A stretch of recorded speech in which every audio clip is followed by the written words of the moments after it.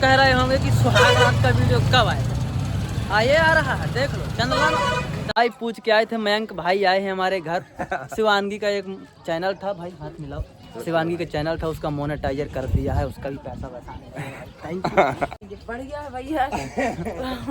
है ना, thank you भैया जी को। भाई शादी कब है आपकी?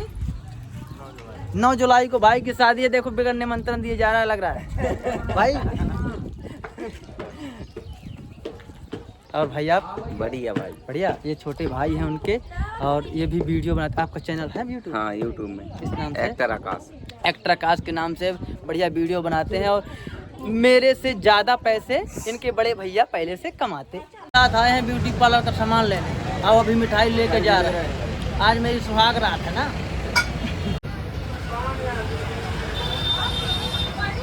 चलो भाई, अब चलेंगे हम भाई के साथ। कहाँ? पान लेने जाना। हाँ, दुकान में आए, भाई से बता दिया है कि सुहाग रात के लिए पान है, तो भाई 150 रुपया का पान लगाने लगा, नेक मांगने लगा। अरे यार भैया, और नहीं तो ये पान कितने के हैं? 10-10 रुपए। इसमें डाल दिया, थैंक यू, जय राम जी। सामान पूरा यहाँ से ले रहे हैं भाई की दुकान से। देखो इसमें पूरा भरवा दिया है ऑल टोटल, चूड़ी उड़ी से लेके सब जितना भी ज़रूरत का सामान है। हाँ भाई, हाँ अच्छी दुकान है भाई के। यहाँ पे आके कह दोगे कि सुहाग रात का सामान चाहिए, अपने मन से पूरा सामान लगा के दे देंगे। क्यों भाई? हम कह के चले गए थे पान लेने, वापसी आए पूरा सामान लगा हुआ मिला है। चिमटियों को कर दे भैया।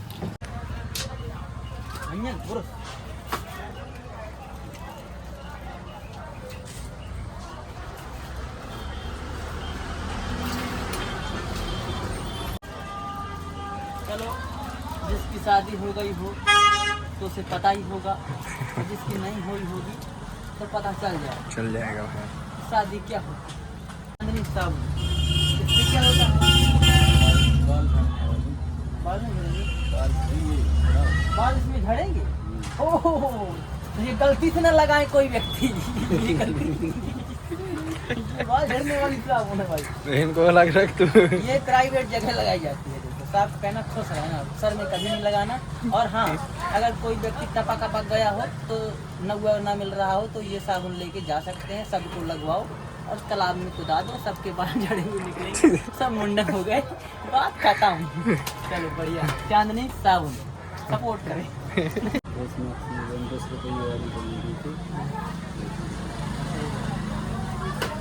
और ये चूड़ियों का डब्बा, 2 डब्बे हैं चूड़ियों के। ये आने जाने के लिए है, और घरेलू के लिए वो एक डब्बा बढ़िया सा ले लिया है। ये रखा और ये फेस वॉश ले लिया तो कौन देती है? सिर्फ फेस वॉश। इतने सारे फेस वॉश क्यों दे दिए हैं? नहीं तुमने फेस ये कहा। हाँ, और ये तो पहले ही बात हो गई, सही बात है। गुड, ये देखो, ये चिमटा। इसके बाद ये भाई छोटी सी चीज़ क्या है? ये ब्लेड है। हाँ ब्लेड है, बाल वाला अगर बनाना हो सिर्फ पहले ले लिया। और मेरे पास ऐसी एक मशीन है, 800-900 की मंगाई थी, कि ऐसे जैसे फेरोगे चेहरे दाढ़ी वाड़ी में तो वो बाल सुरुक लेगा। देखो अपने से कुछ नहीं करता हूँ, मेरे साथ जो होता रहता है मैं उसी का ब्लॉगिंग करता रहता हूँ, रियल ब्लॉगर हूँ। सो आप लोग किसी भी चीज़ को बुरा नहीं मानिएगा, तुम्हारा भाई ही हूँ, पारिवारिक है जैसे संबंध। तो मैं टाइटल में ज़रूर लिख दूंगा कि ये वीडियो पर्सनल में देखो, ठीक है। गया है पैक भाई साहब। ये देखो बिल कितना हुआ भैया? 10,400 हुआ। Good, thank you. बढ़िया हिसाब से लगाया है, इतना सारा सामान है, मेरे को लगा 20,000 लगाएगा। और ये मूर्ख इतना है।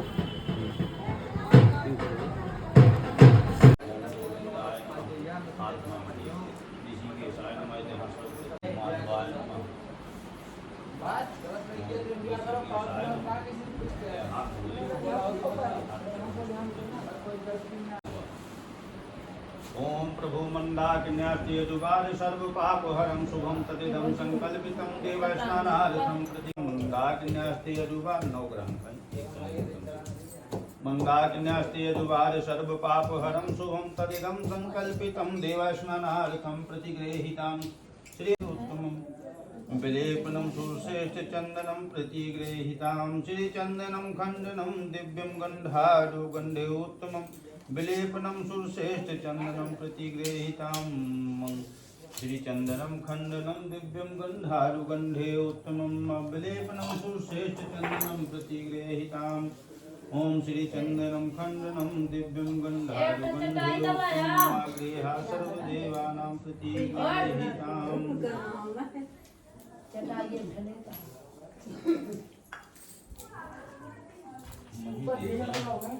चटाई आराम से चटाई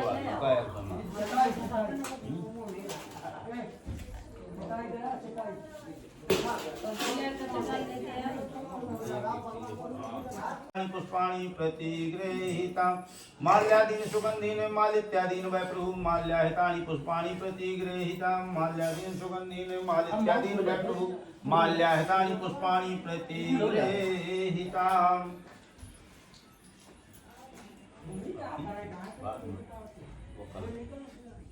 ठीक है फिर हल्दी चावल लगेगा हल्दी चावल की खाली चावल? खाली चावल। गणेश जी का ध्यान करेंगे तो हाथ जोड़ के चांद गनो चांद फिर बाद में जब मंत्र हो जाए फिर छाड़ दें। ओम श्री शुंकस्य एकदंतस्य कपिलोगजकर्णिका लंबोदरश्च विक्तो विघ्ननाशो विनायका धूमकेतुर्गणाध्यक्षो भालचंद्रो गजानना द्वादशैतानि नामानि या पठै शून्यादपि विद्यारंभे विवाहे च प्रवेशे निर्गमे तथा संग्रामे संकटे चैव निर्विघ्नं तस्य न जायते। छोड़ कुछ गई हो आरती आरती। हाँ ये सब कोई चिंता न कर। गंधारुगंधे उत्तमम् आगृह्य सर्वदेवानां श्रीधूपोऽयं प्रतिगृहीतः। वो कने भाई जी कौन से ये कने का नहीं के ढक्कन नहीं ऊपर कुछ हो काहे कलश केला दे जाए कलश किया ना में कौन दे जी वो कने का मोहरा पर कहे कि कौन समाप्ति मना करे या के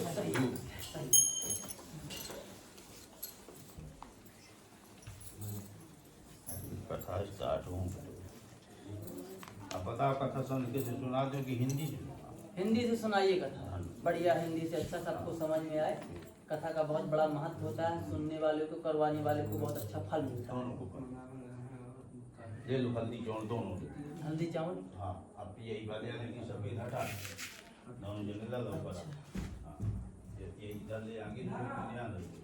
ठीक ठीक तो हाथ जोड़ लिया भगवान का बढ़िया ध्यान करें बढ़िया। ठीक है दोनों जने भगवान का श्री कृष्ण चंद्र कृपालु भज मन गोप जन मन रंजनम भज राधिका चित चोर नंद किशोर यशुधानंदनम शुभ वै जनिति माल उर्पट प्रीत सुंदर शोभनम कटकर धनी मुरली अधर सिर मोर मुकुट विभूषणम जय विष्णु रूप निरंजनम कमलेश जय जय वर्धनम जय हर्ष वर्धन जयति जय अखिलेश मोहन सुखकरम सौमित्र मथुरा माधवम लक्ष्मी रमण श्यामल तनम जय विश्वकर्म प्रकाशकम जय विश्वधर्म निरूपणम इत वदति गीतानंद विमला प्रियम प्रेम सुधाकरम मम हृदय विपिन विहार कुरु यदुनाथ भव भय भंजनम राजीव लोचन पाप मोचन भक्त उर नित चंदनम गिरिजा गजानन शारदा करते सदा पद वंदनम। जय जय श्री राधे कृष्ण। छोड़ दे भैया गौरी के नहीं श्री रामचंद्र भगवान की जय। फिर की लेंगे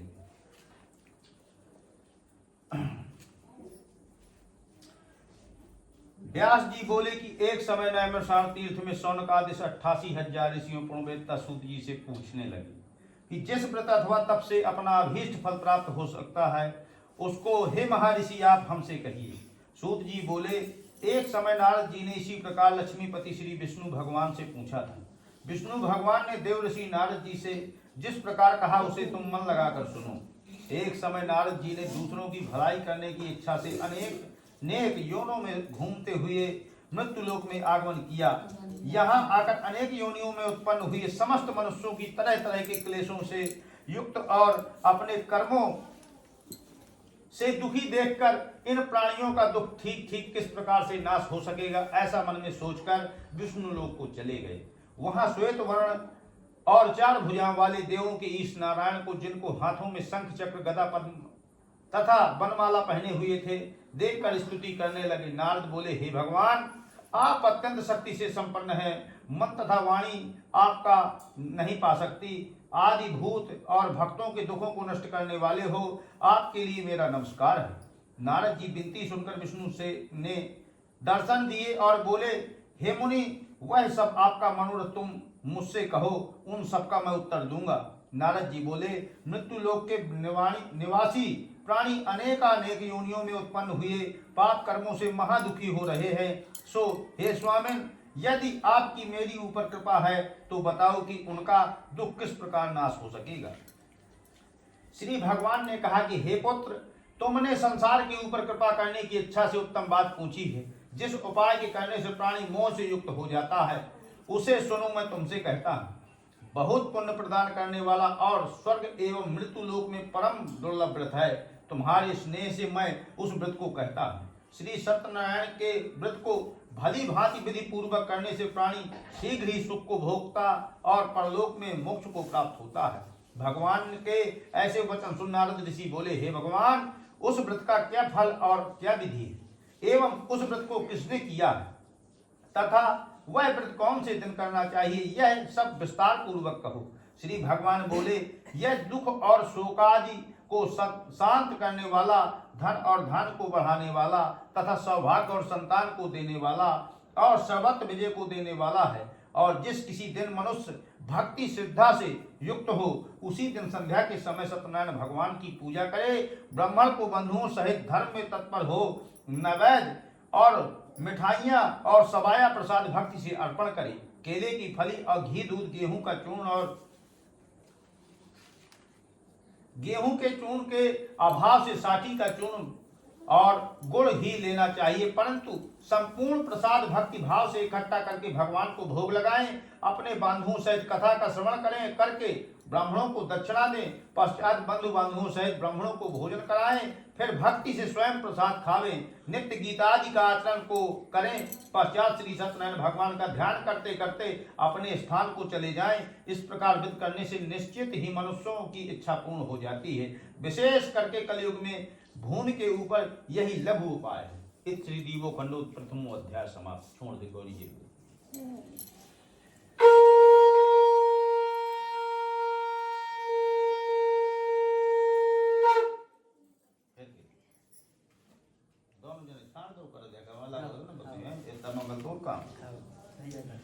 सूत जी बोले कि हे ऋषियों, जिसने पहले समय में इस व्रत को किया है, अब मैं बताऊंगा। सुंदर काशीपुर नगर में एक अति निर्धन ब्राह्मण रहता था। वह भूख और प्यास से बेचैन हुआ नित्य ही पृथ्वी पर घूमता करता था। ब्राह्मण से प्रेम करने वाले भगवान ने ब्राह्मण को दुखी देखकर बूढ़े ब्राह्मण का रूप धर उसके पास जा आदर के साथ पूछा, हे विप्र, नित्य दुखी हुआ क्यों पृथ्वी पर घूमता है? हे श्रेष्ठ ब्राह्मण, यह सब मुझसे कहो, मैं सुनना चाहता हूँ। ब्राह्मण बोला, मैं बहुत निर्धन ब्राह्मण हूँ, भिक्षा के लिए पृथ्वी पर निकला हूँ। हे भगवान, यदि आप इसका उपाय जानते हो तो कृपा कर कहो। वृद्ध ब्राह्मण बोला, सत्यनारायण भगवान का मन चाहा फल देने वाले हैं, इसलिए हे ब्राह्मण, तू उनका पूजन कर और व्रत का जिसको करने से मनुष्य सब दुखों से मुक्त हो जाता है। ब्राह्मण को इस व्रत का सारा विधान बताकर बूढ़े ब्राह्मण का रूप धारण करने वाले भगवान वही अंतर ध्यान हो गए। जिस व्रत को वृद्ध ब्राह्मण ने बतलाया है, मैं उसको करूंगा। यह निश्चय करके उस ब्राह्मण को नींद नहीं आई। अब सवेरे ही उठ सत्यनारायण व्रत का निश्चय करके ब्राह्मण भिक्षा के लिए चला। उन दिन ब्राह्मण को भिक्षा में बहुत सा धन मिला, जिससे बंधुओं के साथ उसने सत्यनारायण भगवान का व्रत, इस व्रत के प्रभाव से वह सब दुखों से छूटकर अनेक प्रकार की संपत्तियों से युक्त हुआ। उस समय से तो वह ब्राह्मण प्रति मास इस व्रत को करता। इस तरह सत्यनारायण भगवान के इस व्रत को करके वह ब्राह्मण पापों से छूटकर मोक्ष को प्राप्त हुआ। आगे भी पृथ्वी पर जो सत्यनारायण भगवान का व्रत करेगा तो वह मनुष्य भी सब पापों से छूट जाएगा। इस तरह नारद मुनि ने नारायण का कहा हुआ किसने इस व्रत को किया? व्रत मैंने तुमसे कहा है।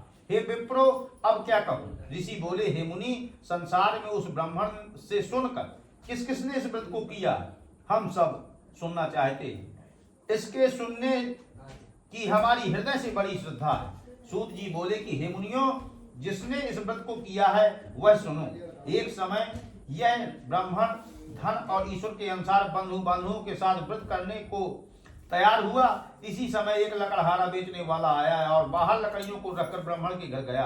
प्यास से दुखी लकड़हारे ने ब्राह्मण को व्रत करते हुए जाकर देखा और ब्राह्मण को नमस्कार कर बोला कि आप यह क्या कर रहे हैं और इसके करने से क्या लाभ मिलता है, यह विस्तार से कहो। ब्राह्मण बोला कि यह सब मनोकामनाओं को पूरा करने वाला सत्यनारायण भगवान का व्रत है।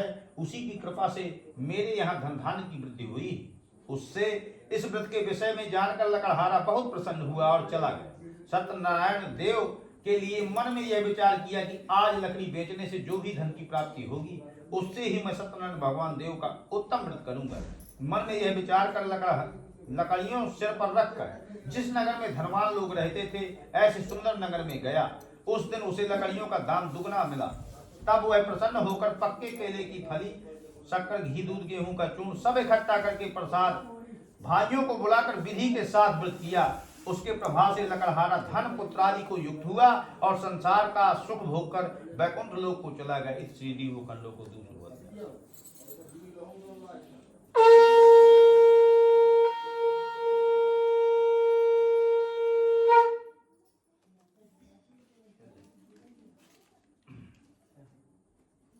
सूत जी बोले कि हे श्रेष्ठ मुनियों, अब आगे की कथा कहता हूँ सुनो।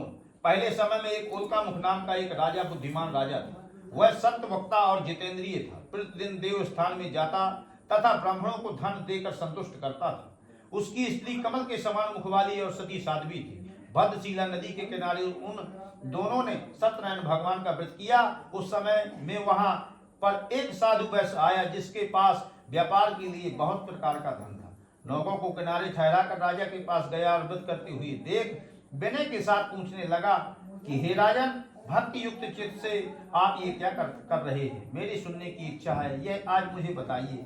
राजा बोला, हे साधु, अपने बंधु बांधवों के साथ पुत्रादि की प्राप्ति के लिए मैं महाशक्तिशाली सत्यनारायण भगवान का व्रत पूजन किया जा रहा है।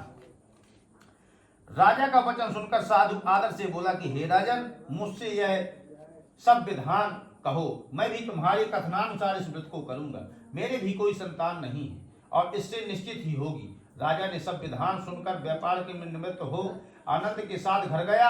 साधु ने अपनी स्त्री से संतान के देने वाले व्रत का समाचार सुनाया और कहा कि हे, जब मेरी संतान होगी तब मैं इस व्रत को करूंगा। साधु ने ऐसा अपनी स्त्री लीलावती से कहा। एक दिन उसकी स्त्री लीलावती पति के साथ आनंदित हो संसार में धर्म में प्रवृत्त हुई और सत्यनारायण भगवान की कृपा से गर्भवती हो गई तथा 10वें महीने में उसके एक कन्या का जन्म हुआ। दिन दिन वह इस तरह बढ़ने लगी जैसे शुक्ल पक्ष का चंद्रमा बढ़ता है। कन्या कलावती का नाम संस्करण किया गया। पश्चात लीलावती ने मीठे शब्दों में स्वामी से कहा कि आप संकल्प किया हुआ भगवान का व्रत क्यों नहीं करते? साधु बोला कि हे प्रिय, इसके विवाह के समय 1 बज रहे हैं। फैमिली और शिवांगी ने पान फेंक दिए नीचे, देखो डले हैं। कह रही है कि खराब है, पानी है, नहीं खाना चाहिए, पर कोई बात आके बढ़िया शिवांगी को दे रहा हूँ ये नारियल पानी। देखो पीते कि नहीं पीते। शिवांगी